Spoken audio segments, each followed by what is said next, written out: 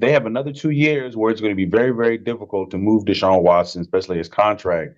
And they're doing a lot of things to move away. So a big thing for them is to trade down and trade that pick. That was a big thing for them. A lot of teams would have been like, no, I'm keeping that pick. He's going to be mine. I earned it, things like that. Greetings and salutations and welcome to the Odd Coaches Podcast. I am your host, Dr. Keith Adams. And on this Top Shelf Tuesday edition, we're going to do our post-NFL draft report. We are now lined up and ready for the offseason. We've gone through free agency, and now we've gone through the draft. And we're going to just jump in. In segment 1, we'll do the AFC. In segment 2, we'll do the NFC. And in segment 3, we're going to see who we're predicting to have a little better year than maybe somebody else. So with us today, our teacher of the month every month, Mike Connors. Mike, man, it's good to see you. You are on fire on social media. I hope you're well. What's going on, sir? Living the dream, my friend. Absolutely living the dream. And here to keep me from going crazy with some of this commentary, Captain for Life, Will Cotton. Will, what's going on, man? Going on, Coach. Living the dream, man. Always good to see you. All right, AFC North, you've got Baltimore, you've got Cincinnati, you've got Cleveland, you've got Pittsburgh.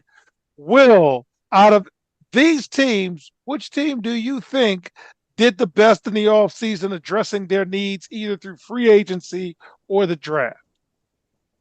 Well, it's crazy to say what's going on. I think the Browns did a really good job in the draft and what's going on. I mean, everyone's laughing about everything was going with them, but remember, they have another 2 years where it's going to be very, very difficult to move Deshaun Watson, especially his contract. And they're doing a lot of things to move away. So a big thing for them is to trade down and trade that pick. That was a big thing for them. A lot of teams would have been like, no, I'm keeping that pick. He's going to be mine. I earned it, things like that. I think it was a good move for them. They could end up being in the same situation next year. So, what they're doing right now is they're just picking up picks. They grabbed the kid that they believed before all the attitude and all the stuff was a top 5 pick as a quarterback. So we'll see what's going on with that. We still have Dylan Gabriel. So they're trying to move on Deshaun Watson. It's going to be a 5 quarterback race. I mean, if Watson's in it, I guess I would say 5. But they did as best as they could. They addressed a lot of linebacker. They addressed the quarterback stuff. They addressed the running back stuff that they have to go in. I can't believe that they would have to have a need in terms of wide receiver after you signed 2 big ones, but not 2 big ones before. A quarterback for grabbing 2. So they did everything they needed to do except for a receiver. We'll see what happens, but they did as best they could, man. And I know it's going to be an uphill battle for them, but I think they did as best as they could. Okay, Connors, which team do you think addressed their needs best? I think Baltimore Ravens addressed their needs the best. They didn't need 7 quarterbacks like the Browns now have in their room. They needed offensive tackles and edge. And they took 2 strong offensive tackles, Jones out of LSU, and out of the football mecca of Alabama A&M, Carson Vincent, an offensive tackle out of an HBCU that you were hoping would be picked, Keith. This is one indeed. Of 2 gentlemen out of an HBCU that got picked in the draft. So I love seeing that. They also got some wide receiver help, and Mike Green out of Marshall, who I think is a little bit undersized for an edge rusher. But I think once he fills out a little bit and matures, as Dabo Swinney would say, get a little wider in the ass, he'll be a lot better at that position. But I think the Ravens didn't need as much as a lot of those teams and did the most to help themselves with the little bit of need that they had. All right, Cotton Man, the group chat was quite fiery. And since we have talked about Cleveland, please, if you must and if you may, share your thoughts on the drop of Shedeur Sanders. Oh, I mean, it's unfortunate. You know what I'm saying? The kid was one of those guys, one of those prospects who, if he showed up early, if he had really excited about playing, if he showed up and he wanted to do things, he may have went earlier. Unfortunate, he's not one of those kids, and that's not fair to him sometimes. Some guys aren't rah, rah, rah. Some guys aren't, hey, I'm this doing that. Unfortunately, I think this was a situation where the NFL said, hey, NIL situation is getting crazy. These kids are coming in with millions of dollars. They want to act like they belong, like they deserve things, or they're given things.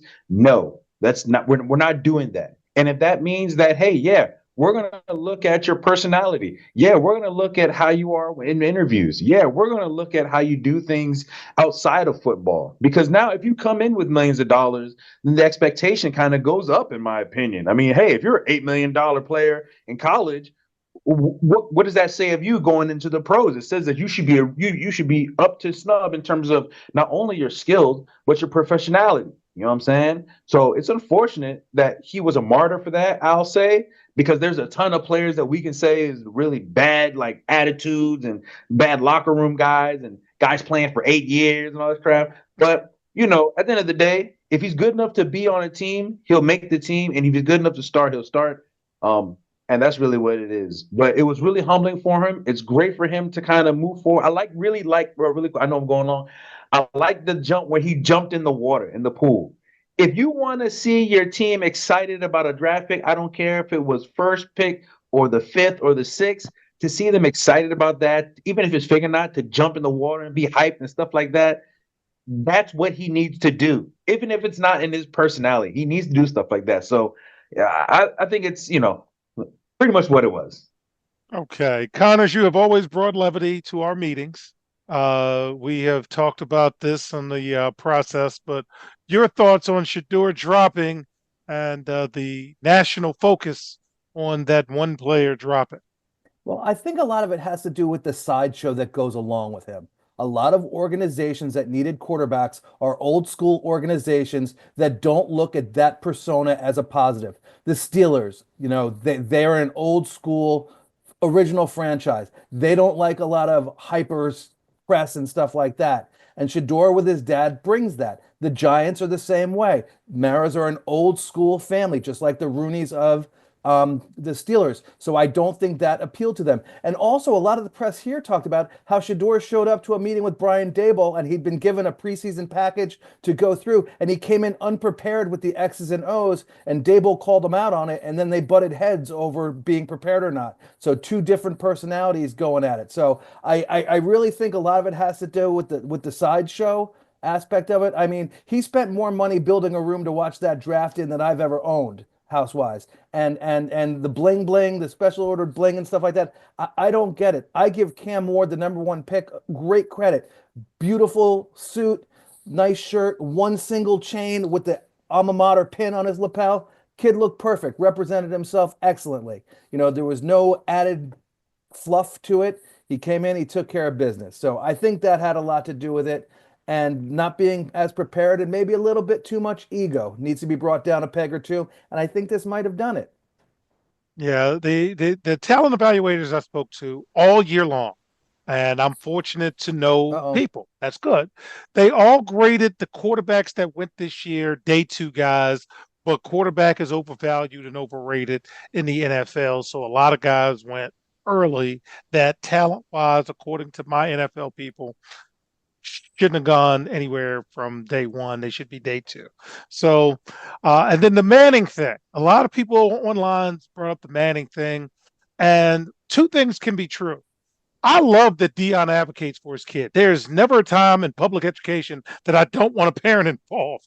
But Eli, coming out of college, could do that, and Shedeur could not, based on his talent. So that's kind of mean, but at least we addressed it just like we do the Lakers. So AFC South, which team in the AFC South addressed their needs better than the others? What do you think, sir?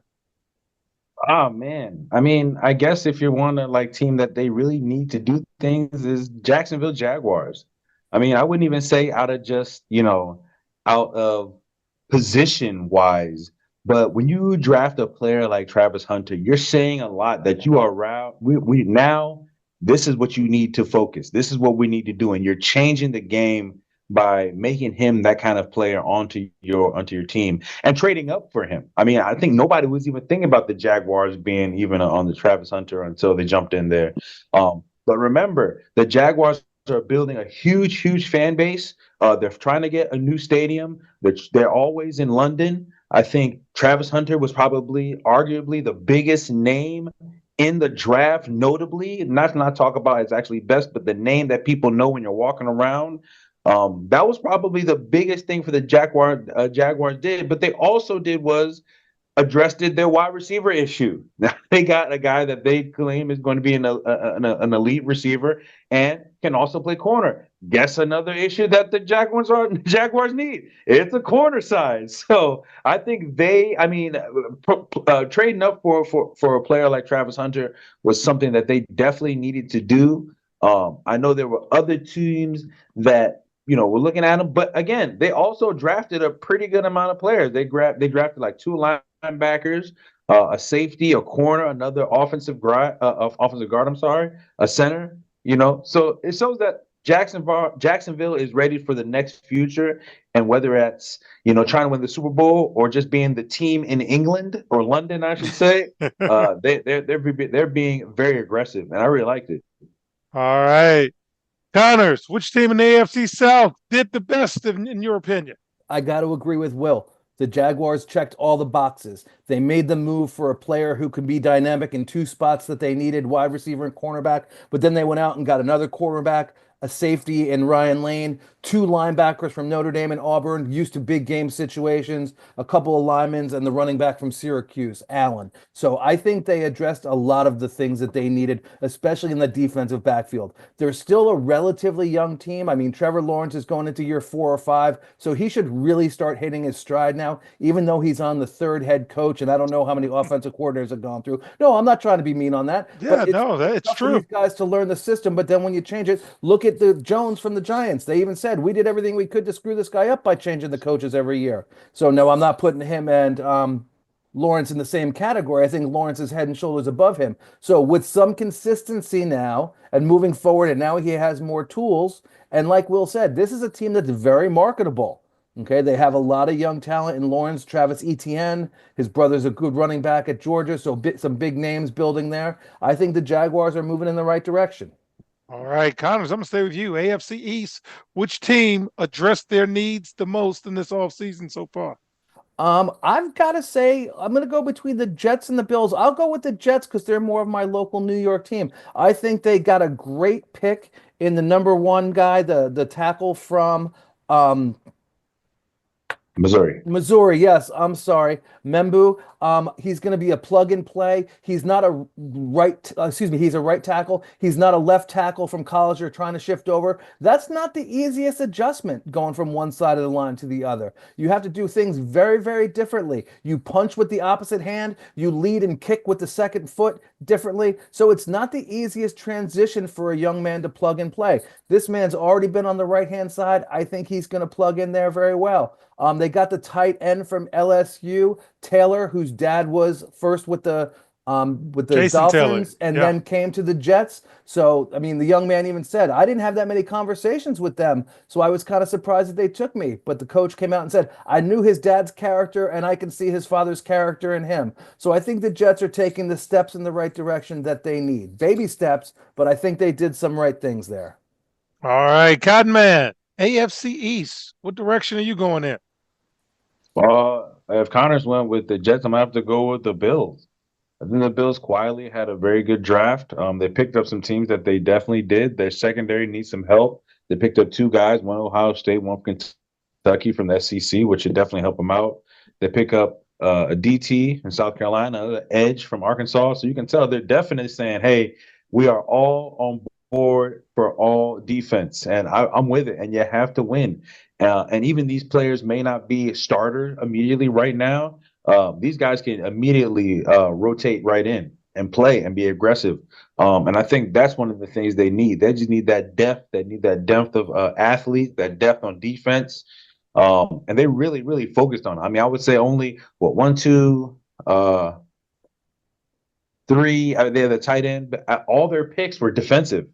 Other than other than like three at the end of the draft. For the most part, they were really focusing on defense.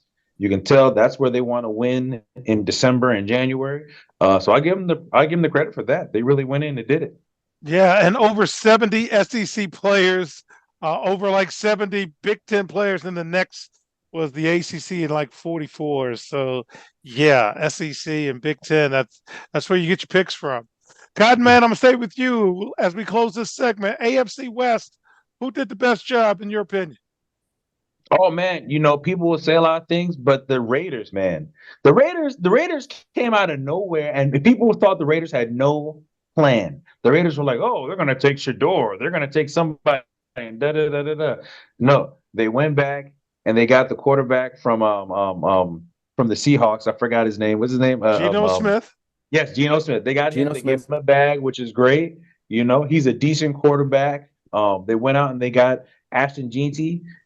So if anything, you're gonna be interesting. I wouldn't say competitive. I would say you're gonna be interesting. People are gonna, want to see what Ashton Jeanty is doing, and that's what the Raiders do. Unfortunately, that's why the Raiders are the Raiders. That really never gets them any better for stuff like that.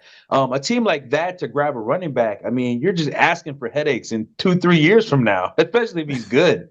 But other than that, they did address the offensive line a lot. They did a guard, a tackle. They want to get deeper with their defensive line. They're trying, man. They're trying their way to stay relevant. I don't think the way is they're doing it. They should burn it down and start over. But if you want to be one of those teams that kind of middles, and if something pops at the end of the year where you're hot, that's where the Vegas wants to be, and they're exactly where they are. So surprisingly, they're not going to be at the top of the draft, and so, unfortunately. So yeah, they'll be where they're at next year. All right, Connors, close us out. What do you think about the AFC West? Well, I do love what the Raiders did. We talked about them last week with Pete Carroll at the helm now. They went in and they filled some real voids that they needed. But the pick that I'm most excited for them about is Cam Miller, the quarterback out of, you guessed it, North Dakota State. The football factory, ladies and gentlemen. The next Allen, we shall see, because he'll have 2 years behind Smith to grow. So I'm really interested in that. But I think the Rams did an okay job in the draft. They didn't have a ton of picks. I'm really interested to see what Ferguson, the tight end out of Oregon, will do. Now, Oregon had a schedule in the Big Ten this year, so they weren't playing that defense-lacking Pac-10 schedule that they'd played in the past. I mean, those games would be 87-46. Because on the West Coast, they don't play a lot of defense. So Oregon did a good job of adjusting that to this year. But Ferguson had some injuries in the past. I believe he had a knee injury this past season that hampered him a little bit, if I remember correctly. So I'm interested to see how he does, because some Oregon players adjust really well to the NFL and some just disappear. And with the Rams, we'll see what happens. All right, so let's take a break, and when we get back in segment 2, we'll talk NFC. We'll be right back on the Odd Coaches Podcast. Hi, everyone. Dr. Keith Adams here, and for over 30 years, I've dedicated my life to helping student athletes succeed, not just on the fields and the courts, but in the classroom and beyond, and that's why I founded the CKA Save Project. The CKA Save Project understands that finding the balance between academics and athletics is crucial for long-term success. That's why the CKA Save Project offers a range of programs, including personalized consulting, mentorship, and coming in 2027, our innovative Gap Year Basketball Academy designed to assist both young men and women reach their full potential both on and off the court. I'm incredibly excited to announce that the CKA Save Project is now partnering with the Cascade Sports Network. This partnership will allow us the opportunity to amplify our message and reach even more student athletes through the Odd Coaches Podcast and other exciting initiatives. Join the CKA Save Project and the Cascade Sports Network as we empower the next generation of student athletes. Visit CKA on the web at www.ckasaveproject.org to learn more. Let's work together to find the balance and help unlock your potential. Welcome back to the Odd Coaches Podcast. It's segment 2. Let's go NFC. Connors, we're going with you first. NFC North, which team did the best in this offseason via free agency and draft? I'm thinking the Bears did the best, in all honesty. They picked up a future quarterback. In the draft, I'm trying to find my notes here of what they did, but I can't get to them real quick. But I think they have the most potential moving forward. They had a good amount of cap space, if I remember correctly. What did they have? They had about 63 million in cap They had space. about 63 million in Yeah, cap so they space. got room to grow there. They needed line and edge coming out of the draft. So we'll see what they did, but I think they have a lot of upside. New coaching staff, as we know, coming out of the offensive coordinator from Detroit. So I think there's a lot of good things that can happen there. All right, Godman, NFC North. Who are you looking at? I gotta like the Packers, man. For a team that has not drafted a wide receiver in the first round, and I gotta be at least 25 years. They finally took one 23. in 23 years. 23. Matthew Golden from Texas. I was close. I said 25. It's 23. It was really good. Full credit And then given. in the third round, they took another receiver. They're just saying, hey, we're trying to win. We're trying to, and their second round, their second round pick was an offensive tackle. So they're really just all in on Jordan Love. I love it. I love it. You see a player, you see the weaknesses, you think that you see the thing that he needs, and you provide those things for him. That's great. It's great to see them. They had a lot of good picks. They tried to address their defense a little bit. As soon as they got the receiver and the offensive line taking over, they went edge, DT, corner. They were looking buck. They're like, look, so they're going to be one of those youngest teams that's going to have a lot of talent, especially down the season. If they can gel, watch out because they have a lot of young dogs, and like you said, young legs run free. And if you got a lot of them, so they could be some real trouble down the line. But I like the Yes, they do. Packers. All right, Codman, I'm staying with you. The NFC South is lousy. So, which one of these teams will will be the one lone representative in the postseason?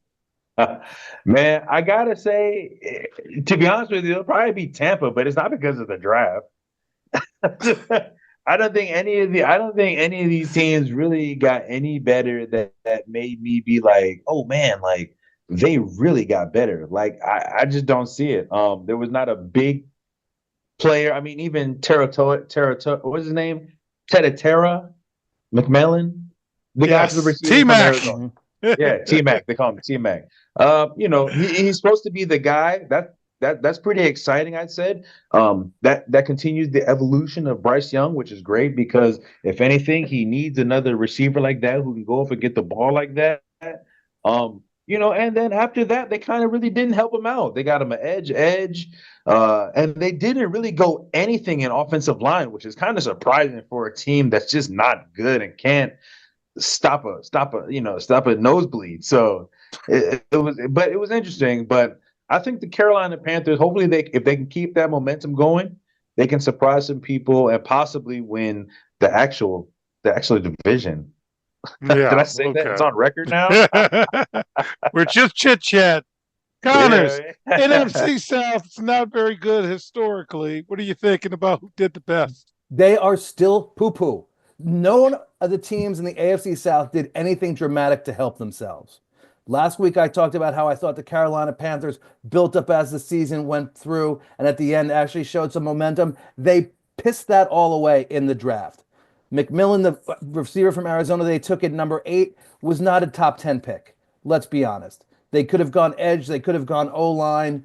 They again continue to do nothing but disappoint. Tampa Bay did not help themselves that much in the draft, but they have almost $500,000 in cap space to go out and sign people. So I mean, I don't know what this group is doing. We talked about how Baker Mayfield last year had a good season, and he just needs a few more tools, and they didn't even get him a tool belt. So I don't know what's going to be happening here. That division just they're the keynote reason why a division winner should not automatically get a home game because none of these teams will have a better record than the wild card teams, and they should not be rewarded for that All unless they right. host the game in London. I'm going to stay with you, Mr. Connors. We're at the NFC East. Feel free to tell the world about how great the Giants did. The New York Football Giants had a draft that impressed me beyond belief. I gotta be honest. I did not think they would do as well as they did. I was panicking that they would take Shador Sanders, and I'm not going to dig on him anymore. But there was a lot of talk of that, as we all know, leading up to the draft. I know that edge was not our biggest need, but I think he was the best player in the draft. And the Giants historically have said, even if it doesn't fit us the best, we're going to take who we think the best player in the draft is. And I think he was the best player overall in the draft with Abdul Carter. So I'm really excited about the Giants' defensive line. They signed the defensive tackle out of Toledo, who had big time offers to leave there and go to bigger schools like Tennessee and Alabama and get more NIL money. And he said, nah, these guys signed me coming out of high school. I'm going to stay here. I love that kind of loyalty. And he, again, is going into a spot where it's great. The Giants have big, sexy Dexter Lawrence, all 365 pounds of good loving, pushing up the middle. And he had four hands on him constantly. Now you get another solid D tackle in there, and that frees him up a little more. Two good edge rushers established there. If Carter can play with his hand off the turf and a little bit of a linebacker, which he did play in college on and off, that can really help the Giants. And I love what they did with Jackson Dart. I had said previously I thought he was one of the better quarterback projects in the draft, and I think the Giants did a smart thing. They have Russell Wilson for next year. They have Jameis Winston signed for the other. So this young man can sit back, learn a little bit, catch himself up with all the vocabulary he needs to, learn the system. And if Daboll really is the quarterback whisperer, it should work out well. And Tommy Cutlets, I'm sorry, you can go back to Bergen Catholic and be the quarterback coach there. I'm sure they'd love to have you. Right. And Cotton Man, tell us how the Commanders did, sir.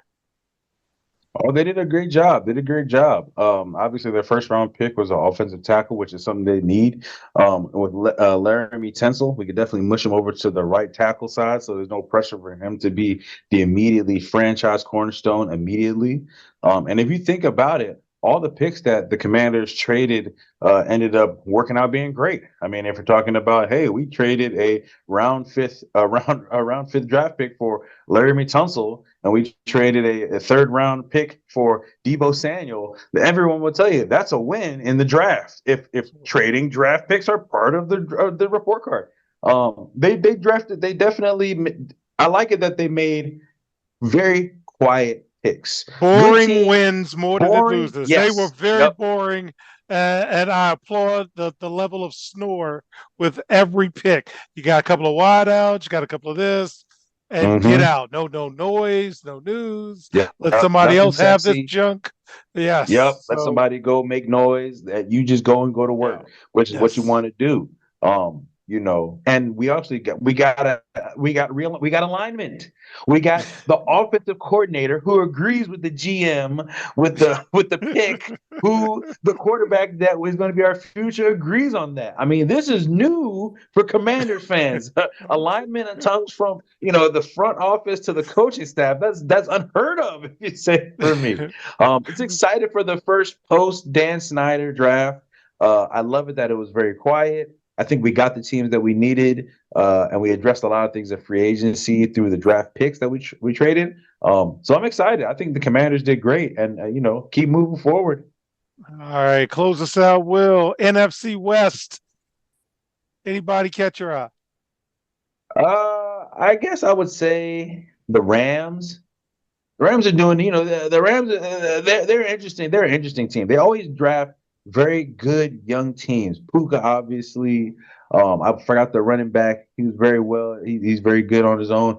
Cooper Kupp, they drafted him as well. Interesting that their first pick was not in a first round pick, but it was a second. They took a tight end. Says a lot that Stafford's arm is not really what he used to be. So he's not going downfield as he can. But they kind of neglected all of their receiver. I mean, they got everything, edge, running back, DTLB. They have a receiver with the last round. That could be one of those picks. It's like, hey, we're getting for a reset, but that's the best that they can do. But they still did pretty solid considering the things that they need. And I think they'll go forward with what they got. And, I think they can still be competitive in the NFC West. All right, Connors, anybody in NFC West catch your eye? Yes, the Seattle Seahawks. Now, they had a lot of picks, and I think they picked up a lot of good players. Like we talked about last week, this draft did not have a lot of standout players, but it had very good depth. I love their first round pick, the offensive guard, Gray Zabel, out of North Dakota State. Love the football factor in North Dakota State. No, this kid is a big time player. He too had offers to move on to bigger programs and said, nope, I'm going to stay here. And when he was asked by the reporters what he was going to do after the draft was over, he said, I think I'm going to go home and down a couple of Busch Lights. The kid's going to make millions and millions of dollars and he's going to go hammer down some Busch Lights. I love that. But they also got Nick Emanuwari out of South Carolina at safety, who was really a solid player. Elijah Arodo, the tight end out of Miami, who had 2 ACL injuries in college, and he was one of the highest touted tight ends coming out of high school, but just couldn't stay healthy. So they picked him with the 50th overall pick. I'm really interested to see how he does. And they also picked up some linemen out of great schools like Kansas and Iowa, and you just love those big corn-fed kids who come in and punch people in the face, and they smell like bacon. All right. Speaking of that, hey Will, did that player from Oregon or wherever who went to school like 8 years, did he ever get drafted? I know 2 Oregon tackles got drafted No, actually in the I'm first talking round. about the guy who was in school for 8 years that we would text about. Did he even get drafted? I don't believe so. Yeah, I don't believe I didn't hear it. Usually I would have gotten like a notice or some sort of Okay. pop up, but not I don't believe anything. It's No, all I'm good. talking about the quarterback drafted by the No, Saints, Tyler no Shaw, who was in the quarterback. league for like seven and a Oh, half, 8 yeah, he's years. like 25 years old. He's He 27. actually was playing when somebody who's already in the league was like a Yeah, they were like and they high got a school contract. rivals. They got a contract in the league. He's like All right. he went to college with Josh No, it was Allen. Brock What? Purdy. He was a high school rival of Yeah, Brock yeah. Purdy. Yeah. All right. So, fans, when we get back in segment 3, we're going to give you the initial over-unders, see if any of our panel likes any of these initial numbers as we talk about things strictly for entertainment purposes only. We'll be right back on the Odd Coaches Podcast. Hi, everyone. I'm Dr. Keith Adams, and for years, I've witnessed the struggles student-athletes face on how to truly balance the demands of academics and athletics. It's a question that I have dedicated my life to answering. That's why I wrote Finding the Balance, my personal journey to academic and athletic success. It's more than just a book. It is my personal journey, and it is filled with hard-earned lessons from decades as a coach, educator, and now president of the CKA Safe Project. Inside, you will find practical advice, real-life stories, and a clear roadmap to help student athletes, coaches, and parents navigate the complex world of balancing sports and education. And now I am thrilled to bring this message to a wider audience as a proud member of the Cascade Sports Network. We're partnering to amplify these crucial conversations about student-athlete success. I believe every student-athlete deserves the opportunity to reach their full potential, both on and off the court and the field. You can purchase your copy directly from our website at www.ckasafeproject.org. Join me and the Cascade Sports Network as we work together to help every student athlete succeed. Welcome back to the Odd Coaches Podcast in segment 3. We're going to go through initial over-unders. I'm going to give it to them, and my staff will see what they like. So AFC North, Ravens, 11.5. Cincinnati, 10.5. Cleveland, 4.5. Pittsburgh, as always, 8.5. Will anybody catch your eye with that? I'm a look at that number, or no thank you. What do you think? I don't think Cincinnati has the defense to win 11 games. I think they have enough team to get like 9, 8, but you need defense. That is the key. You can't stop people. Everyone can score in the NFL. Everybody can score. Like you could be anybody who score. You know what I'm saying? But they can't stop anybody. So I would have to say the under. I think the what 10.5, I believe he Yes, said Cincy. Cincy. Yes, under for me. Under for you. Under for All me. right. That's under for me. Connors, any of those catch your eye with the AFC North? Yeah, I mean, I think Baltimore's numbers right on. Cleveland, yeah. Cincinnati, I was trying to look up real quick what their record was last year. That seems like a very high number for them. It really It was does. like eight. It was like Will 8, 7, 8. They barely missed the. They barely I missed the think it was playoffs. Like 9. I somebody think had it to was win, 9. lose. Okay, they must Yeah. have come on late because I remember them starting out very poorly. But I'll go with the Pittsburgh number of 8.5. Who's going to be the quarterback in Pittsburgh? I mean, all the Me. talk has been that Will Patton is coming out of retirement, ladies and gentlemen. No, but I mean, the whole talk was that Rodgers was going to sign, or they were going to pick a quarterback in the draft. They did not pick someone who's a plug-and-play starter, so they're in some trouble. So I know Tomlin has a great streak, and he is an incredible, incredible coach. But until they figure out who their quarterback is, I don't know how we can say that they're going to win 9 games. Yeah, I mean, if I Rodgers might comes have in and to. is healthy and Right. can learn their system quick, and he's very smart, just ask him. He'll tell you. He'll be able to learn it very quickly. And he'll put his own vocabulary in there, so only like 3 people know it. But it'll be interesting to see. So I mean, Tomlin I could might be have to in trouble pass with on his. that bet, Will. I might have to pass on my annual Steelers bet. I am too. That's hell no. All right, AFC South, Houston 9.5, Colts 6.5, Jacksonville 6.5, Tennessee 5.5. Connors, you've got first dibs in the AFC South. Anybody catch your eye with that? No, take the under on everybody. They all suck. Okay. God, man, what about you, sir? I'm with my man Connor. There's nothing there that told me over in any of those things. Under for every single one of them. Okay. AFC East, Buffalo 11.5, Miami 8.5, New England 7.5, and the Jets 5.5. Connors, I'll go back to you. AFC East, what do you think? Jets will win more than 5.5 games. I really think they will. I think they've been hampered with Rodgers. I'm not going to beat on him anymore. First year wasn't his fault. Last year they had the coaching debacle led on by Ambassador Johnson, who tried to motivate the team by firing the guy that he should not have fired because he was the motivator on the team. But I think the Jets will win 7, 8 games. I'm not saying playoffs, but I think they'll be better than that. And Buffalo's total seems a little high. Allen's going to have a rebound season this year. So, and I got to be honest, I don't know enough about what New England added, and their quarterback is still in question because we haven't seen a lot of it. So, but that did seem a little high. But okay, there's a reason I teach high school and I'm not in the front office somewhere. All right, Cotton Man, what do you think about the AFC East? Oh, give me the under for New England. I like Connors. I don't know what they're doing to get what 8 wins. 7.5. 7.5. Yeah, 8 wins. No way. I don't see it happening. I don't think they're good. 5 wins, 6 at most. But I don't think they're good. And Drake May's not good, so no way. All right, Cotton, I'm gonna go with you first. AFC West, Denver 9.5, Kansas City 11.5, Raiders 5.5. Chargers 10.5. Anybody catch your eye? I think this is going to be the year that the Chiefs kind of struggle.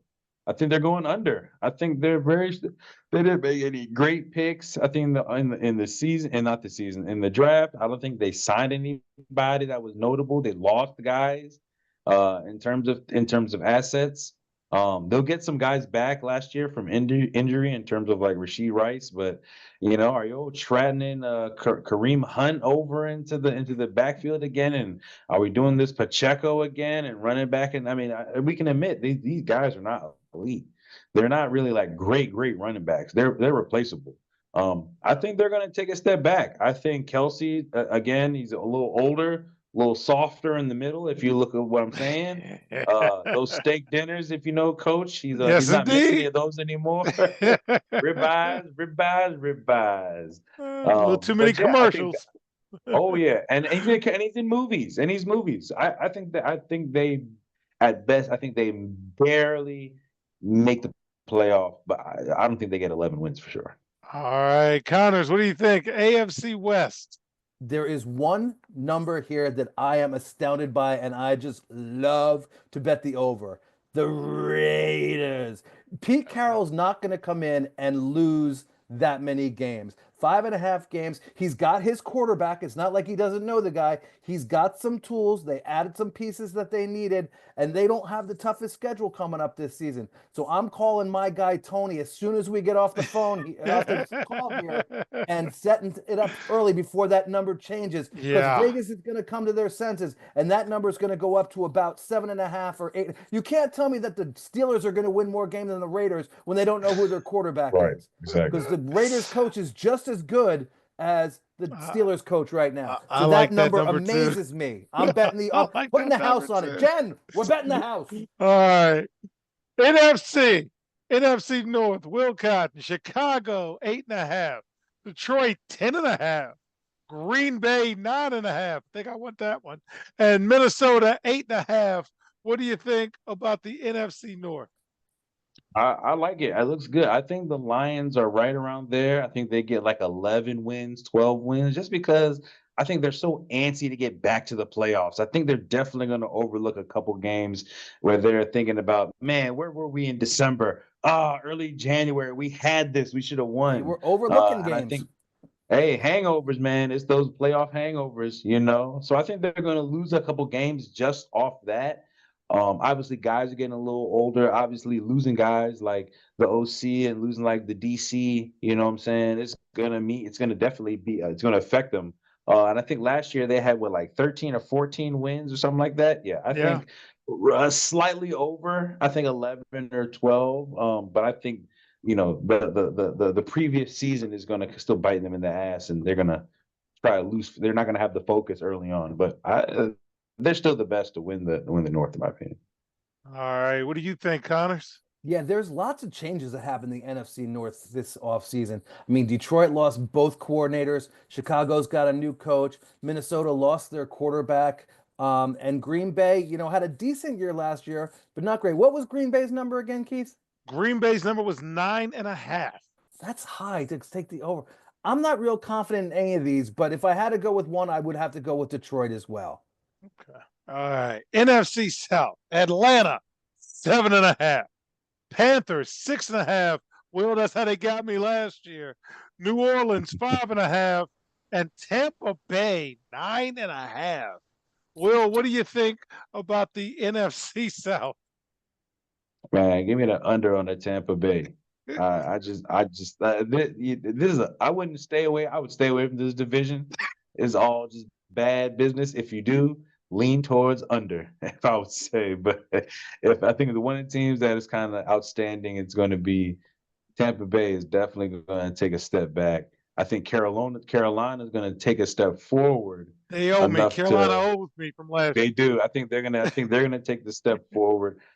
I think Atlanta has the talent, but we'll see what happens with Penix. But I just don't see it too much. But if I was gonna bet, give me the under on Tampa Bay.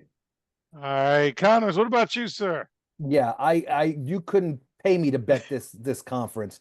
But again, if there was any one that I was going to bet the under on, for sure it'd be Tampa Bay. But I could be tempted to take the over on Carolina. What were they, 5.5? Carolina was 6.5, and that's how they got me last year. I would take the over on. I'm going to go out and say it right now. Carolina with the over at 6.5. I think they're going to build a little bit on what they did last year. I'm not saying that they're going to be a 10-win team, but I think they're going to win 7, 8, and show that steady progress that we saw at the end of last season with their last 4 or 5 games. All right, NFC East, Connors, Dallas, 8.5. Giants, 5.5. Philadelphia, 11.5. And the Washington Commanders, 10.5. Connors, what do you think? That's a lot of wins for Washington and Philadelphia. Take it They're out. two very good teams.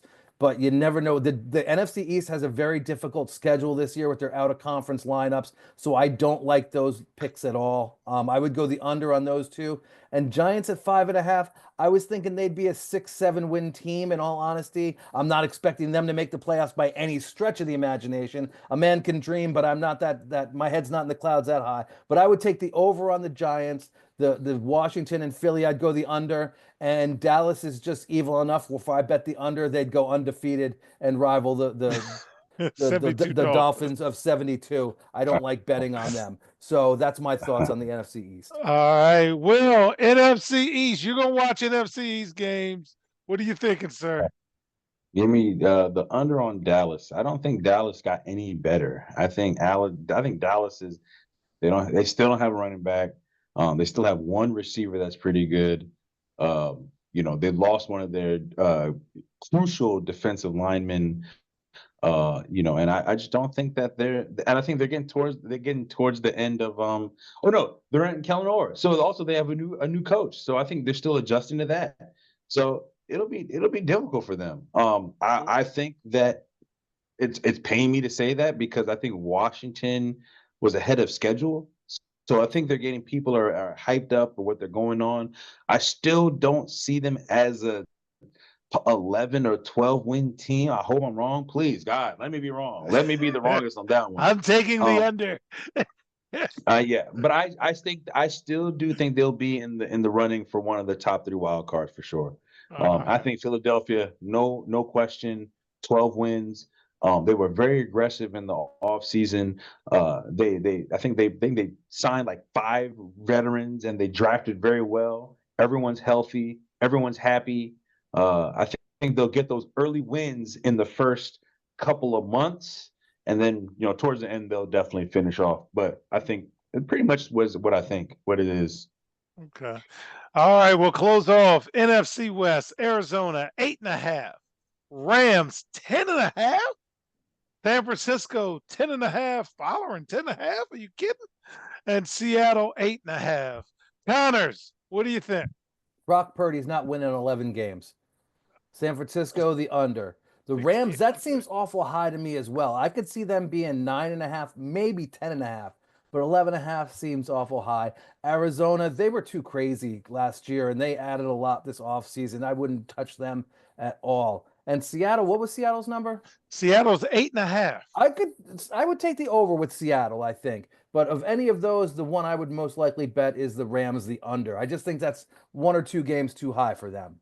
All right, Codman, what do you think as we wrap up? Unders in everyone. I don't think that any of them are really they're not the division that they thought they are. Like Arizona is still trying to figure it out with Kyler Murray. LA Rams are getting older, even though they had a good run. Seattle, we'll see what he looks like with Darnold. And San Francisco, I mean, like Mike said, I don't really trust, Brock Purdy to win 11 games. So, in my opinion, they're overrated division. Give me the under for all of them. All right. This was fun. So, on behalf of our Cavalcade of Stars, I'm Dr. Keith Adams saying thank you for listening and or watching the Odd Coaches podcast, also seen on the Cascade Sports Network. Will is very popular in Kansas City, and we will see you on the sidelines. Until next time, take care. The Odd Coaches podcast is sponsored by the CKA Save Project. The CKA Save Project is an industry leader in providing student-athlete academic and athletic support. From assessing student-athletes' academic and athletic skills, to measuring and monitoring student-athlete academic progress, to improving student-athlete time management and organizational skills, the CKA Save Project provides wraparound services for student-athletes from middle school through college. For more information, visit us on the web at www.ckasaveproject.org or schedule a free consultation with Dr. Keith Adams by emailing cka@ckasaveproject.org.